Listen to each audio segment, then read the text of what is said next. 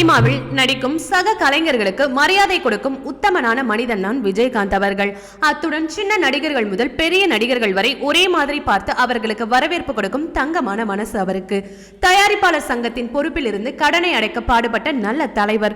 நல்ல கதாபாத்திரங்களை மட்டுமே நடித்து மக்களுக்கு சமூக விழிப்புணர்வை ஏற்படுத்துவேன் என்று தேர்ந்தெடுத்து நடித்த மக்கள் மனதில் நீங்காத இடத்தை பிடித்தவர். இப்படி இவரை பற்றி விஷயங்கள் அடுக்கிக் கொண்டே போகலாம்.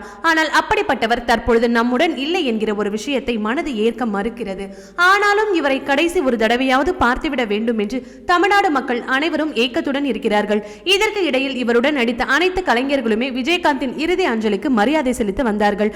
ஆனால் சில நடிகர்கள் படப்பிடிப்புக்காக வெளிநாட்டில் மாட்டிக்கொண்டதால் அவர்களால் நேரில் அஞ்சலி செலுத்த வர முடியாமல் போய்விட்டது.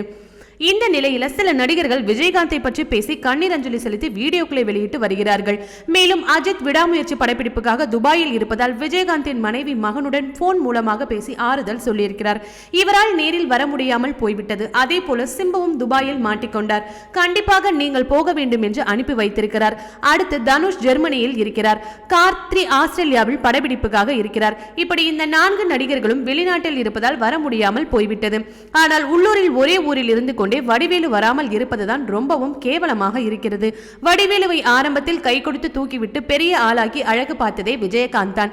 அதன் பின் இவர்களுக்குள் ஏற்பட்ட மனக்கசப்பு எவ்வளவுதான் இருந்தாலும் இந்த சமயத்தில் கூட எட்டி பார்க்க வர முடியாத துரோகியாக போய்விட்டார்.